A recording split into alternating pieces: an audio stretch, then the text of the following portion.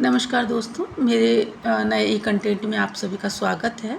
नया ई कंटेंट तो नहीं है, ये पुराना ही ई कंटेंट है, उसी का बचा हुआ हिस्सा मैंने आपको आगे बढ़ाया है। तो चूँकि जो है फिर स्लाइड्स ज़्यादा होने पर ई कंटेंट लंबा हो जाता है, इसलिए मैंने उसे 2 भागों में बाँटा है। इस ई कंटेंट का नाम है जो समायोजन के जो है निर्धारक कारक, मुख्य निर्धारक कारक। इसमें हमने जाना था कि समायोजन के बहुत सारे निर्धारक कारक होते हैं, जिनमें मुख्य रूप से जैविक कारक और मनोवैज्ञानिक कारक और सांस्कृतिक कारक का हमने इसमें वर्णन किया था। तो जैविक कारक को मैं इससे पहले बता चुकी हूँ। अब हम जानेंगे सांस्कृतिक कारक क्या होते हैं। सांस्कृतिक कारक बेसिकली सामाजिक कारक भी कहलाते हैं। जब व्यक्ति एक सांस्कृतिक वातावरण के साथ या सामाजिक वातावरण के साथ जो समायोजन करता है, तो उस प्रकार के समायोजन को सांस्कृतिक समायोजन या सामाजिक समायोजन किया जाता है। अब ये सांस्कृतिक वातावरण या सामाजिक कारक या सांस्कृतिक कारक क्या होते हैं? असल में एक व्यक्ति अकेला नहीं रहता समाज में, बल्कि वो अपने समाज में अपने परिवार, मित्रों और आसपास के सभी लोगों के साथ मिलकर के रहता है, जो उसका सांस्कृतिक या जो उसका सामाजिक वातावरण बनाते हैं। हर व्यक्ति के अपने कुछ समुदाय से जुड़े हुए होते हैं। हर व्यक्ति अपना किसी समुदाय से जुड़ा होता है, जहाँ पर उसके कुछ संस्कृति के अनुसार कुछ क्रियाकलाप होते हैं, जो उसके सांस्कृतिक कारक बन जाते हैं। और इन सांस्कृतिक कारक क्रियाकलापों के आधार पर सांस्कृतिक मूल्यों का निर्माण होता है। यह मूल्य जो होते हैं, सांस्कृतिक मूल्य होते हैं, व्यक्ति के समायोजन को प्रभावित करते हैं, क्योंकि हर व्यक्ति अपनी संस्कृति या अपने संस्कारों के मूल्यों को ही अपने व्यवहार में जो है लेकर के आता है और मानता है कि उसको, चूँकि वो समुदाय से बिलोंग करता है, इसलिए वहाँ की सांस्कृतिक वैल्यूज़ को जो है उसे तोड़ना नहीं। और कई बार बहुत सारी ऐसी चीज़ों में व्यक्ति जब अपने सांस्कृतिक वैल्यूज़ को तोड़ता है, तो समाज में या उसके परिवार या मित्र के लोग उसको उलाहना देते हैं और उसका जो है समायोजन नहीं हो पाता।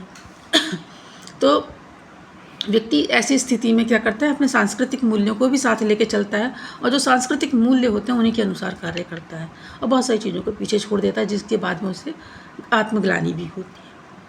शिक्षा और पालन पोषण, ये भी एक सांस्कृतिक मूल्य माना जाता है, जिसमें माना जाता है कि व्यक्ति का पालन पोषण कैसा हुआ है, कैसे परिवार में हुआ है और उस परिवार के अनुसार जो है उन्होंने अपने बालक में कैसे सांस्कृतिक मूल्यों का निर्माण किया है, जिनसे वो जो है समायोजन अपने वातावरण में कर पाता है या नहीं कर पाता है।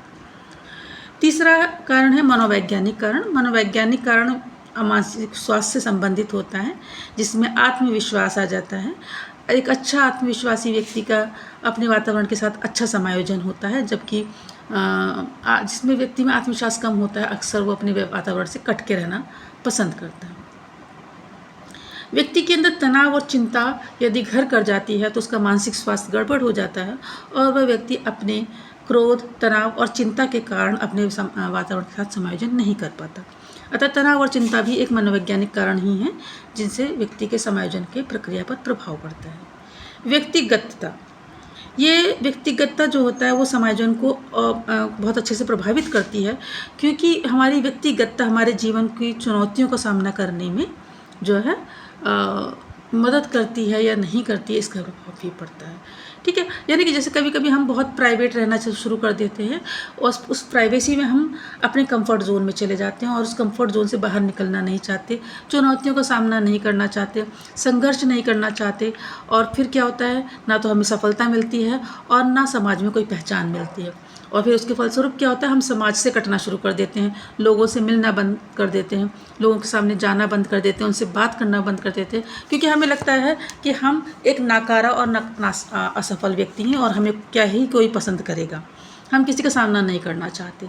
तो हमारी प्राइवेसी ही एक दिन हमारे लिए दुश्मन बन जाती है, हमारी व्यक्तिगतता है ना। तो ये सभी क्या है कारण, मनोवैज्ञानिक कारण है, कहीं ना कहीं से हमारे मानसिक स्वास्थ्य को प्रभावित करते हैं और मनोवैज्ञानिक रूप से हमारे समायोजन को सफल बनाने में मदद करने के बजाय उसमें कई बार जो है बाधा उत्पन्न करते हैं। तो आशा है कि मुझे आशा है कि आप सभी को मैंने सांस्कृतिक और मनोवैज्ञानिक कारक जो है समायोजन के किस प्रकार से कार्य करते हैं इसको समझाने में सफल हुई होंगी। मिलते हैं एक दूसरे ई कंटेंट में। तब तक के लिए नमस्कार।